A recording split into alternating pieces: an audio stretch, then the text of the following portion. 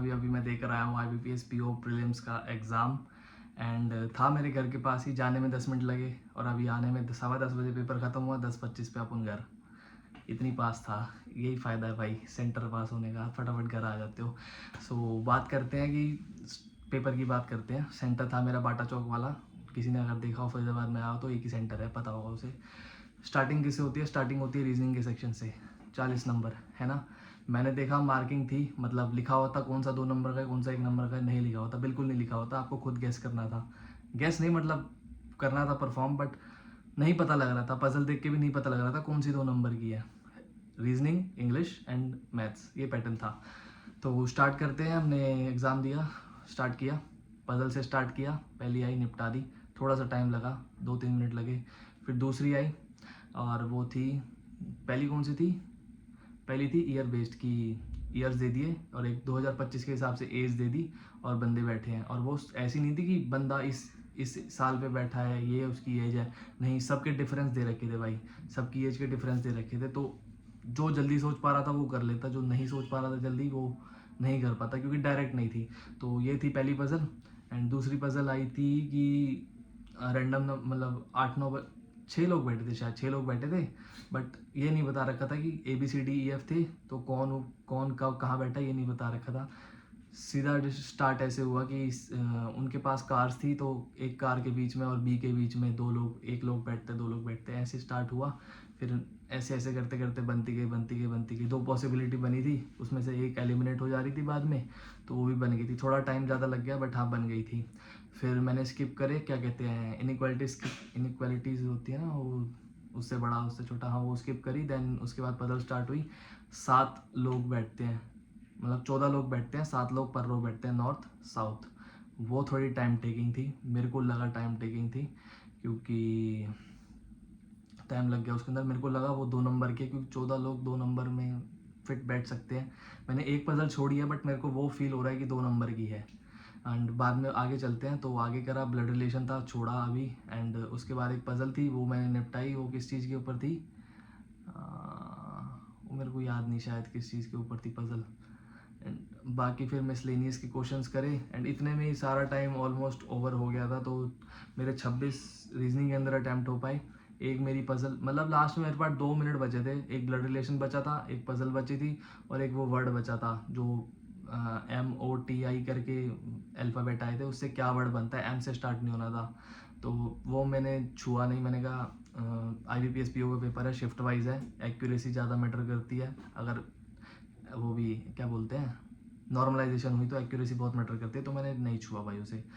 तो 26 मैंने अटैम्प्ट करे। पजल मेरे से रह गई, ब्लड रिलेशन मेरे से बना नहीं, मतलब बहुत तेज बना रहा था ना, तो दिमाग उतना चल नहीं पाया, तो ब्लड रिलेशन बना नहीं। मे भी पजल छू लेता, 1 या 2 कर लेता 2 मिनट में भी, but it is what it is. 26 attempt करे रीजनिंग में। आई एम जस्ट होपिंग कि मैंने 2 नंबर वाला अटैम्प्ट करा हो। फिर शुरू होती है अपनी इंग्लिश। इंग्लिश किससे स्टार्ट होती है? इंग्लिश मेरी स्टार्ट होती है क्लोज अप, मतलब फिल इन द ब्लैंक्स वाले टाइप से। फिर उसके बाद पैराग्राफ आता है। पैराग्राफ किसके ऊपर आता है कि जो वो होते हैं ना, क्लाउड किचन्स होती हैं, वो हर जगह कितनी फेमस है, US में, ऑस्ट्रेलिया में, चाइना वगैरह में। बट पहला पैराग्राफ ये डिस्क्राइब करता है कि कितनी वो फेमस है, डिजिटल होता जा रहा है सब कुछ, बस एक टैप करते हैं और आपके पास खाना आ जाता है। फिर उसके बाद उसके कंसर्न्स होते हैं कि थोड़ी बहुत क्वालिटी डाउन हो जाती है, एंड डिजिटल इकोनॉमी से उसे कंपेयर करते हैं, कंसर्न्स रेज होते रहते हैं।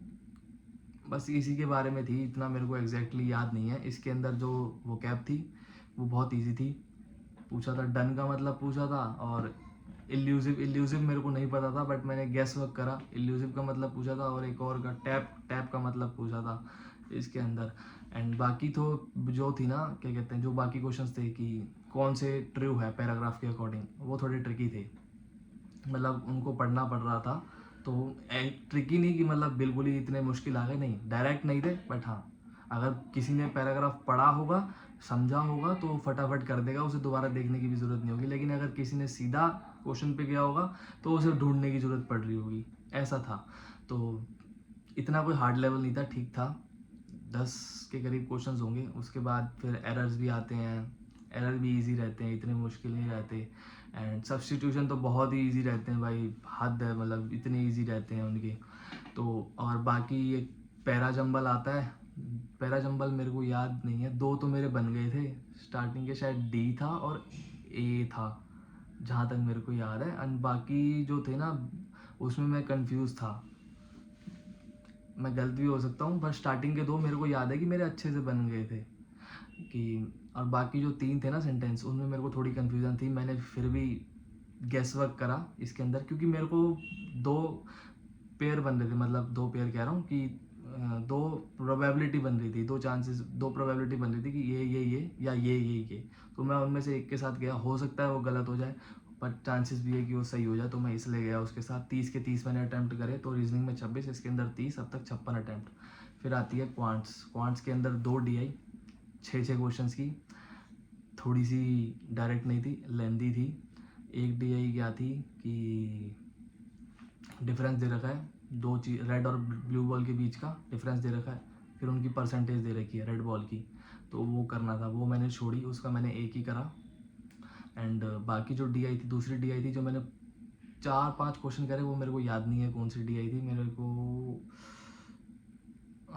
याद नहीं है यार अच्छे से कौन सी DI थी। एक केसलेट थी जिसमें ABC होते हैं, 3 लोग होते हैं, उनमें से ABC कॉलेज होते हैं, क्लासरूम होता है, पता नहीं क्या होता है, उनमें से एक लैब असिस्टेंट होते हैं, लैब प्रोफेशनल्स होते हैं, तो उनकी स्टेटमेंट्स दे रखी थी, वो कैसलेट बना के करनी थी। उसमें मेरे को पहली बार में मेरे से गलत बन गई थी, कैलकुलेशन में मेरे से मिस्टेक हो गई थी पहली बार में, तो मेरे को दोबारा फटाफट बनानी पड़ी, तो मैंने उसके 5 के 5 क्वेश्चन कर दिए। बाकी मैंने स्पीड मैथ्स करी, वही पैटर्न था भाई, स्पीड मैथ्स आधे आधे नंबर की ही थी, बाकी वो 1-1 नंबर के ही होंगे, है ना। मार्क्स क्योंकि लिखे नहीं हुए थे तो गैस वर्क कर सकते हैं, क्योंकि स्पीड मैथ्स बहुत ज़्यादा ईजी थी, वो आधे नंबर की भी थी ना, तो इतना मेक श्योर कर रही थी कि आपके 1 मिनट के अंदर 2 हो जाएं। बाकी अरिथमेटिक थी, अरिथमेटिक के अंदर थोड़े वेरिएबल वाले क्वेश्चंस थे, जो रेक्टेंगल वाला क्वेश्चन था उसके अंदर विड्थ भी ऐड कर रखी थी लेंथ ब्रेथ के साथ। एंड तो और जो मिक्सचर वाला क्वेश्चन था उसके अंदर एक्स ले रखा था, ये वो बता रहा हूँ जो मैंने छोड़े हैं। एक कॉस्ट प्राइस SP वाला था क्वेश्चन की, 624 था आई गेस उसका सेलिंग प्राइस, और वो कुछ डिस्काउंट पे मिल रहा होता है, ऐसी कुछ था, एग्जैक्टली याद नहीं है। तो यही कुछ थी अरिथमेटिक बेसिक जो होती है। एज वगैरह वाला मेरे को नहीं याद था कि नहीं, मैंने थोड़े बहुत ही करे मैथ्स के अंदर, मेरे 21 अटैम्प्ट हो पाए, जिसके अंदर 10 तो मेरी स्पीड मैथ्स ही है, और 4 मैंने DI के करे हैं, 3 या 4 DI के करे, 5 किसलेट के करे हैं, तो 8 ही हो गए, 10, 8 और 10 18, 3 मैंने अरिथमेटिक के करे होंगे, दैट्स इट। तो यही था कुछ अटैम्प्ट मेरे, 26, 30, 21, 26, 21, 47, 30 + 30, 77 में से अब मैं बताता हूँ एक्यूरेसी। क्वांट्स के अंदर मेरे को लगती नहीं मेरी एक्यूरेसी है गिरी होगी थोड़ी भी, मैक्स टू मैक्स 95% लेके चलते हैं।